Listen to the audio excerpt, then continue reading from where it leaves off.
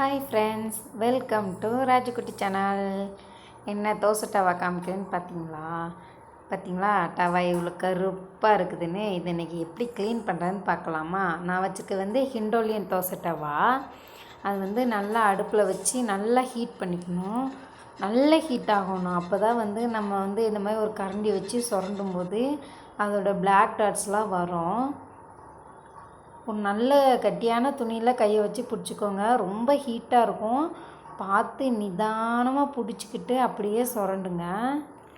Actually இது வந்ததுக்கு reason, நான் எப்போவுமே இது வாங்கி 3 வருஷம் ஆகுது. இது வரைக்கும் எனக்கு ஃபஸ்ட் டைம் இப்போ தான் க்ளீன் பண்ணுறேன். ஃபுல்லாக தோசை ஊற்றிடுவேன். இந்த மாதிரி எனக்கு ஆகாது. நான் கொஞ்சம் ஊருக்கு போயிருந்தேன்னா அப்போ எங்கள் வீட்டுக்காரங்க யூஸ் பண்ணுறதில் இப்படி ஆயிடுச்சு. ஸோ சரி க்ளீன் பண்ணி அப்படியே வீடியோ போட்டுடலாமே அப்படின்னு வந்தேன். வேறு எதுவுமே யூஸ் பண்ணலைங்க. அப்படியே ஹீட் பண்ணி கரண்டியை வச்சு சுரண்டிக்கிட்டே இருக்கணும். ஈஸின்னு சொல்லிட மாட்டேன், கொஞ்சம் கஷ்டம்தான். பட்டு என்ன கஷ்டம்னா அதில் நம்ம ஹீட்டு பிடிக்கிறதுக்கு கை வாட்டமாக இருக்கணும், அதுதான் கஷ்டம். மற்றபடி சுரண்டுறதுலாம் கஷ்டம் இல்லை. ரொம்ப சூடாக இருக்கிறதுனால நம்மளால் அது பிடிக்க முடியாது கை. அதனால் அப்பப்போ துணியை எடுத்துவிட்டு மாற்றி விட்டு பிடிக்கணுமா, அதுதான் கஷ்டம். மற்றபடி சுரண்டி அப்படியே ஃபுல்லாக எடுத்துடலாம்.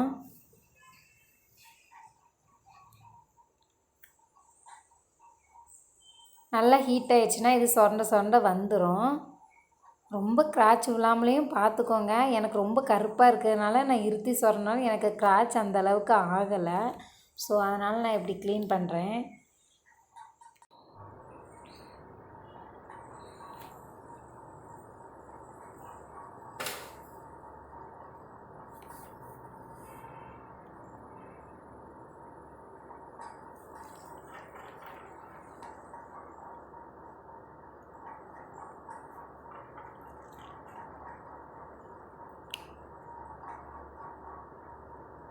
டவா எந்த அளவுக்கு சூடாகுதோ அந்த அளவுக்கு ஈஸியாக நமக்கு வந்துருங்க.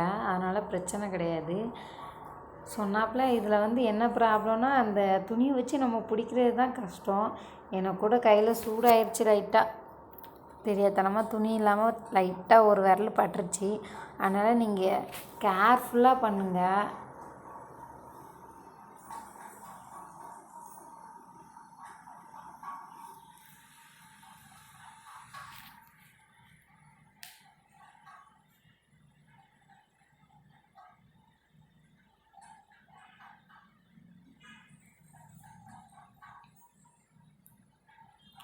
இப்போ பார்த்தீங்கன்னா ஓரளவுக்கு சுரண்டி எடுத்தாச்சு. இப்போ பார்த்தீங்கன்னா நல்லா ஹீட் ஆகி நல்லா ஃபுல்லாக சுரண்டி எடுத்துட்டேன். இதை நம்ம வாஷ் பண்ணலாம். ஸ்க்ரப்பர் எடுத்துக்கோங்க. ஸ்க்ரப்பரில் நீங்கள் யூஸ் பண்ணுற லிக்விடோ சோப்போ எடுத்துக்கிட்டு நல்லா லைட்டாக இருக்குது பார்த்தீங்களா, அதனால் அதை லைட்டாக தேய்ச்சி விட்டுக்கலாம். நான் இரும்பு ஸ்க்ரப்பர் எடுத்திருக்கேன். நார்மலாக இரும்பு யூஸ் பண்ண மாட்டேன். இப்போ இதை க்ளீன் பண்ணணுங்கிறதுக்காண்டி வாங்கி வச்சுருக்கேன்.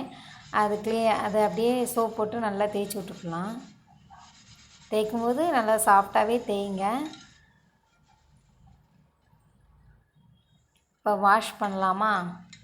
நல்லா க்ளீன் ஆயிடுச்சு. நான் முன்னாடி மட்டும் தான் க்ளீன் பண்ணியிருக்கேன். ஏற்கனவே சொன்னோம்னா எனக்கு கையில் பட்டுருச்சு அப்படிங்கிறதுனால நான் ஃபுல்லாக க்ளீன் பண்ணலை. இதே மெத்தட்லேயே நீங்கள் பின்னாடியும் அழகாக சுரண்டி எடுத்துக்கலாம். நல்லா ஹீட் ஆகும்போது அப்படியே தனியாக எடுத்துகிட்டு சுரண்டிங்கன்னா பின்னாடியும் க்ளீன் ஆயிரும், நல்லா ஆயிரும். நான் எனக்கு கையில் அடிப்பட்டதுனால சூடாச்சு அப்படிங்கிறதுனால நான் அடுத்து ட்ரை பண்ணல, இதோட போதும் அப்படின்னு நிறுத்திக்கிட்டேன்.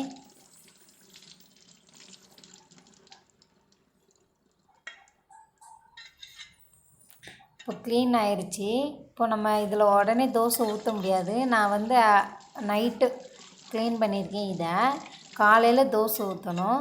ஸோ அதுக்கு முன்னாடி என்னென்ன ப்ராசஸ் பண்ணணும் அப்படிங்கிறத பார்த்துடலாம். அதுக்கு முன்னாடி நம்ம அடுப்பு எப்படி ஆச்சுங்கிறத பார்க்கலாமா. பாருங்கள், சுரண்டி எடுத்ததில் அதில் உள்ள கருப்பு எல்லாமே ஆயிடுச்சு. இப்போ இதை க்ளீன் பண்ணிடலாம். அடுப்பை க்ளீன் பண்ணியாச்சு. இப்போ வாங்க தோசை சட்டியை எப்படி தோசை ஊற்றுறதுக்கு ப்ரிப்பேர் பண்ணலான்னு பார்க்கலாம். அதாவது விளக்கெண்ணெய் இருக்கா, விளக்கெண்ணெய் எடுத்து மேலே அப்ளை பண்ணி விட்டுக்கலாம். நைட்டு ஃபுல்லாக அது அப்ளை ஆகிரும். வேறு எதுவும் பண்ண போகிறது கிடையாது. விளக்கெண்ணெய் மட்டும் தடவி அப்படியே வச்சுருங்க.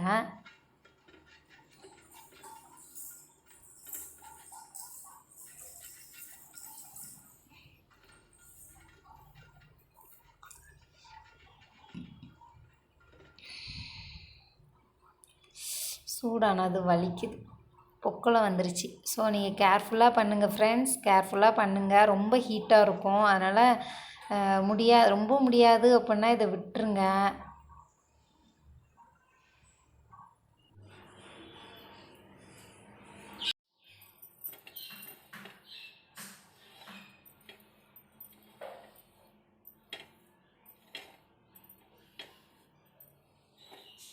ஹாய் ஃப்ரெண்ட்ஸ், மறுநாள் மார்னிங் என்ன பண்ணுறேன்னா, விளக்கெண்ணெய் தடவி வச்சோம் இல்லையா, அதை ஒரு துணியை வச்சு தொடச்சி எடுக்கிறேன்.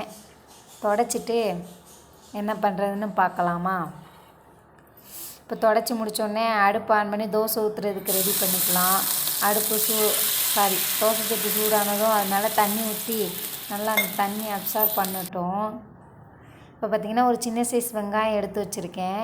சட்டி நல்லா சூடாயிருச்சு, அதனால் தோசை ஊற்றுறதுக்கு முன்னாடி வெங்காயம் தடவிக்கலாம். ஒரு 2 தோசைக்கு மட்டும் நம்ம வெங்காயம் தடவி எடுத்துக்கலாம். அடுத்து நார்மலாகவே தோசை வந்துடும். நான் எப்போதுமே தோசை ஊற்றும்போது எண்ணெய் ஊற்றிட்டு தோசை ஊற்ற மாட்டேன். தோசை ஊற்றி அது மேலே தான் எண்ணெய் ஊற்றுவேன். நீங்களுமே சட்டி அப்படியே பொழங்குனீங்க, தோசைக்கல் அப்படியே பொழங்குனீங்க அப்படின்னா கல் நல்ல லைஃப் இருக்கும். இல்லைன்னா எண்ணெய் ஊற்றலைன்னா தோசை வரவே வராது, அந்த ஸ்டேஜுக்கு வந்துடும். ஸோ நீங்கள் ஸ்டார்டிங்லேயே அந்த பழக்கத்துக்கு கொண்டாந்துட்டீங்க அப்படின்னா எண்ணெய் ஊற்றவே தேவையில்லை. இப்போ பார்த்திங்கன்னா வெங்காயம் தடவி தோசை ஊற்றியாச்சு.